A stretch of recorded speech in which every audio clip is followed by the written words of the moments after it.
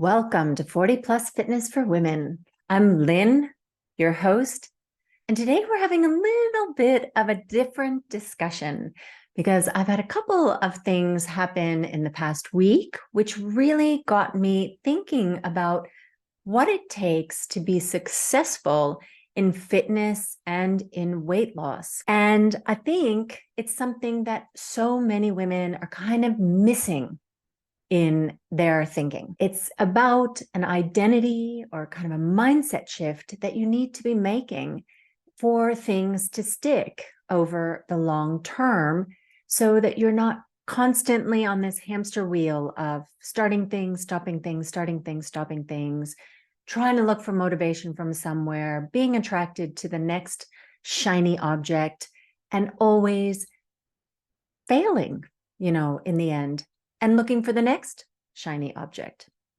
So let's talk a little bit about how you can get off that hamster wheel and get to a place where you are getting the results that you want. You're feeling the way you want to feel. Your weight is at a healthy place. Your fitness is in a healthy place.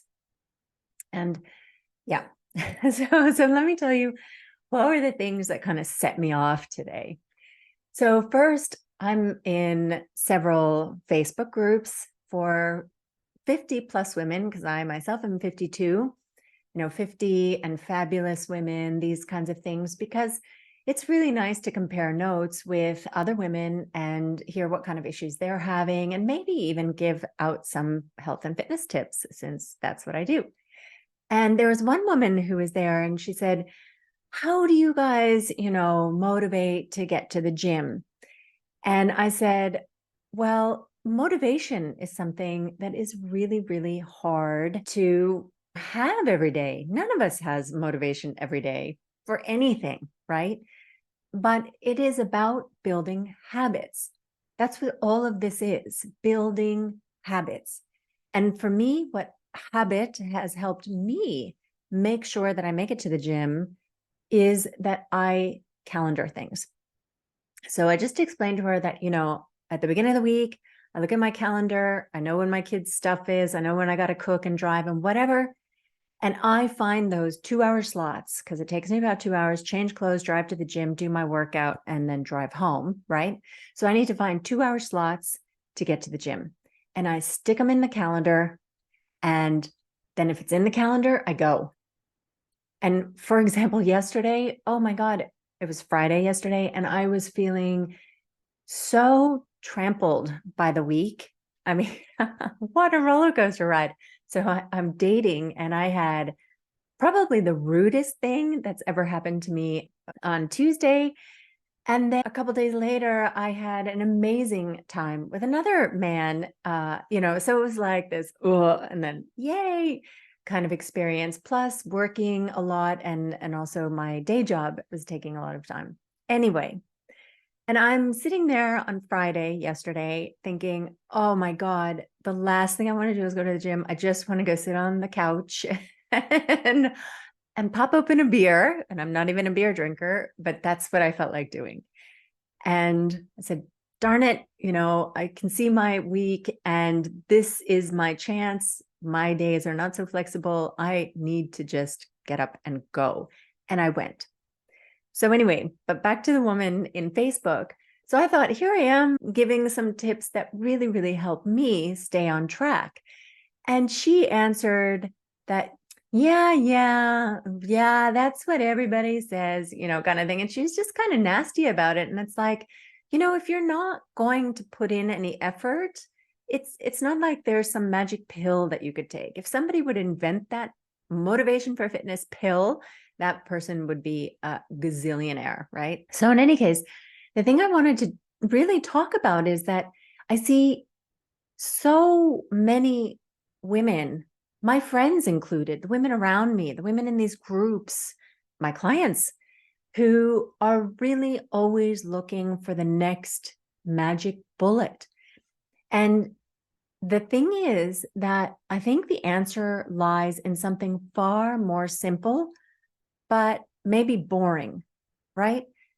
It's not exciting to think, okay, I am going to become somebody who does weight training and I'm going to do it twice a week for an hour. Somehow when you want to plunge into something, you want it to just encompass your whole life. And I get that.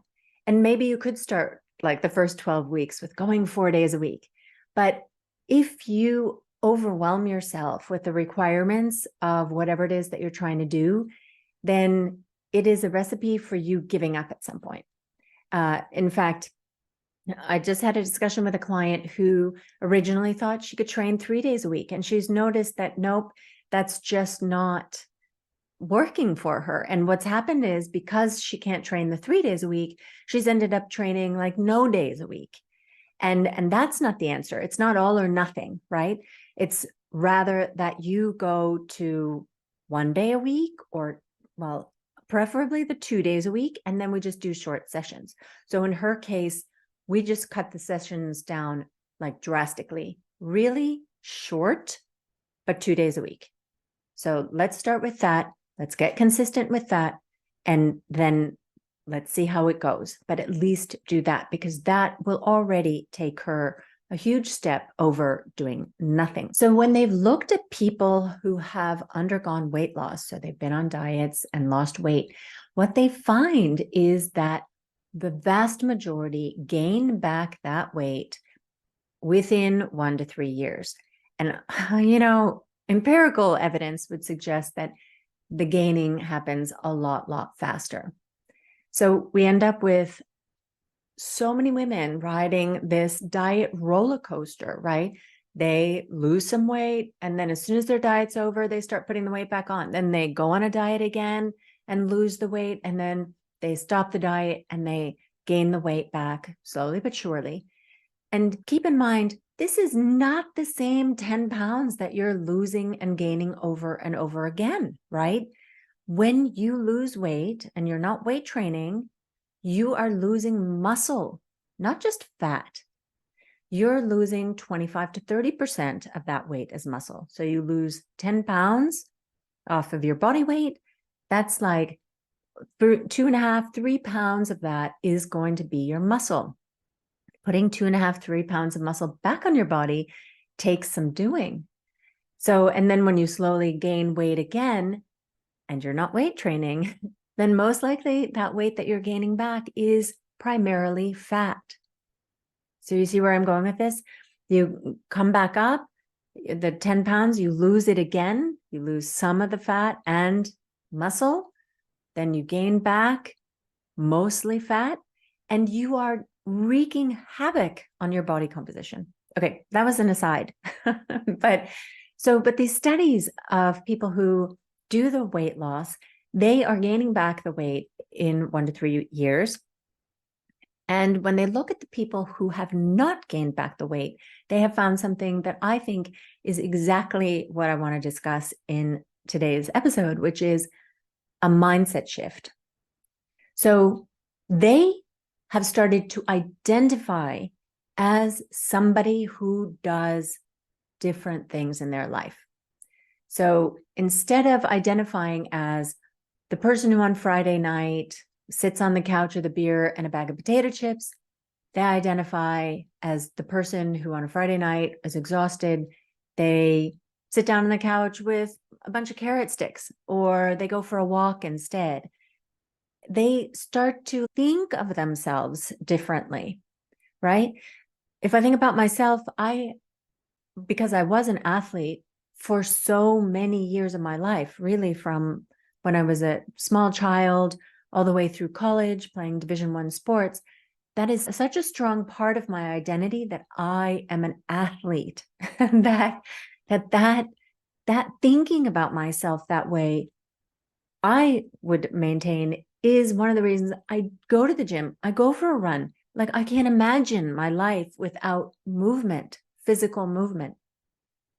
And now that I've become focused on protein and lifting weights and everything, I'm identifying as a woman who goes to the gym. I'm a woman who has muscle. I'm a woman who eats protein. And if I go on a date with a guy and he asks, hey, so do you have any food preferences? I say, you choose the restaurant as long as I can get protein there. So that's my one criteria. And when I look through the menu, I look for a meal that has protein. So I am not going to have a veggie, dinner. And I think that is something that is possible for everybody.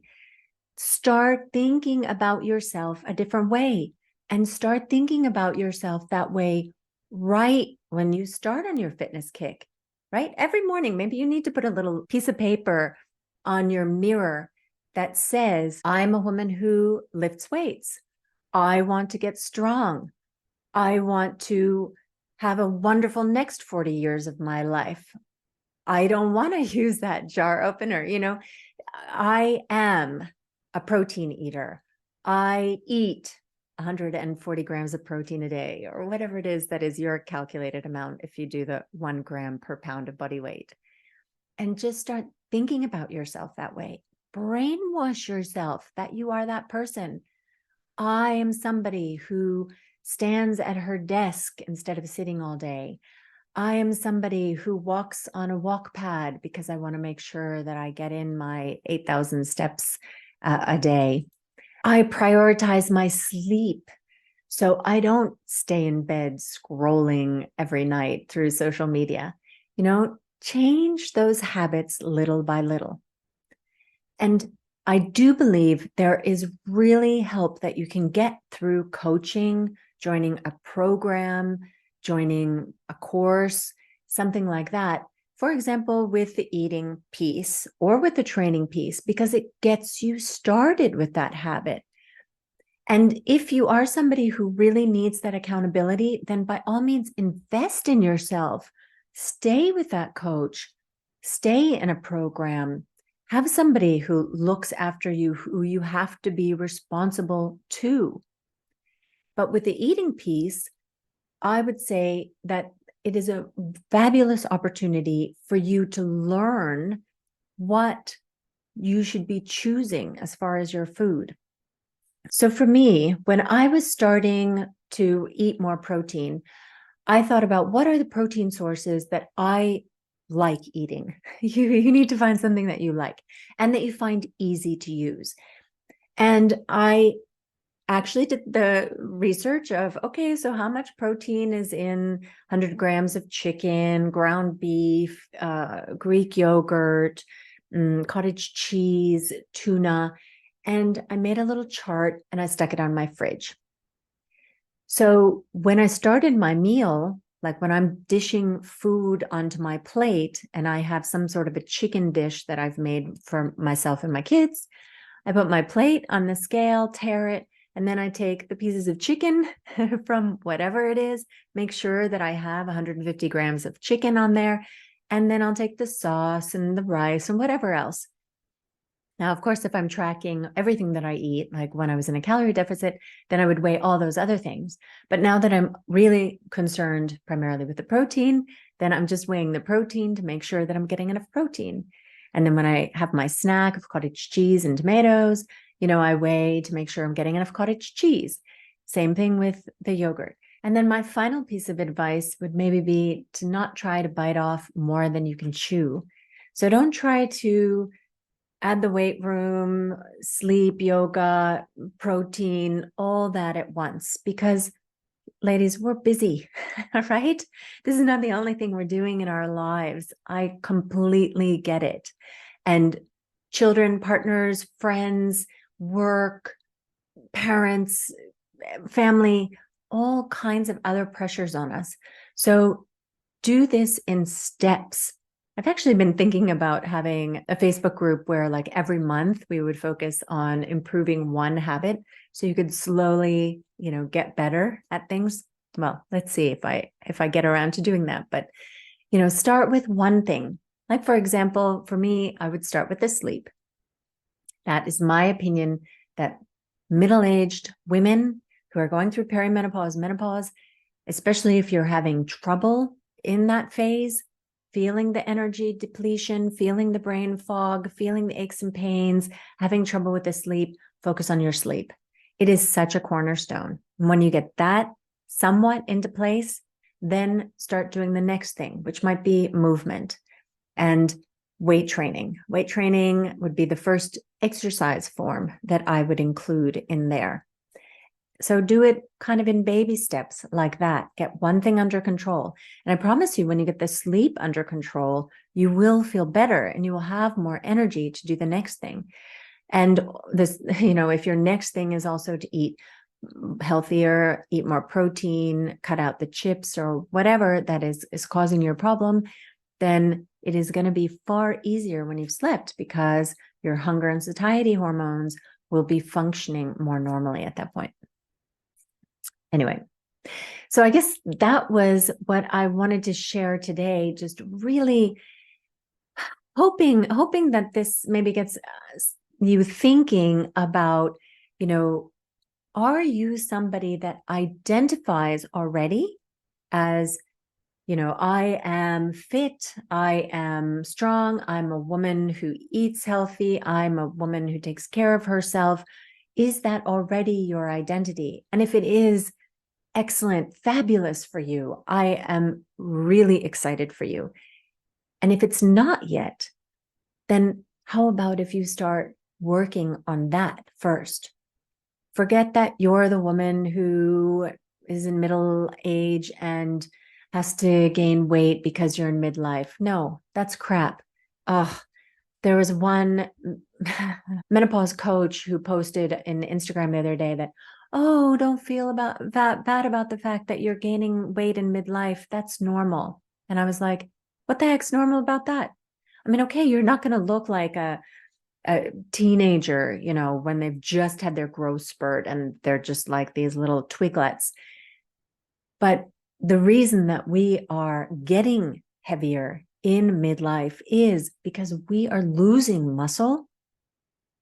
We are being more sedentary. We're not adjusting what we do physically and what we eat. It is entirely possible to stay in a very healthy body weight when you're in midlife. You are not doomed to look and be bigger just because the age is going up. So that's crap. Yeah. Anyway, sorry, I always go on these asides. But so, yes. So what I would like you to take away from this is that please ditch the 12-week, I'm going to do this for 12 weeks and then return back to your normal life. If you want long-term success, you need to start developing habits and changing how you think about who you are. Are you the woman who loves to go on walks? Are you the woman who loves to eat protein every day? Are you the woman who loves the way you feel when you eat protein every day? Are you the woman who loves going to the weight room and lifting heavier this week than you did last week, or doing one more rep this week than you did last week? Become that woman. And there you will be able to keep your fitness far more easily than the woman who goes 200% for 12 weeks and then goes back to being, old self. And if you feel like you need help, if you'd like to have somebody to discuss this with, how to start your journey, bounce ideas off with, where you should be prioritizing, I would love to help.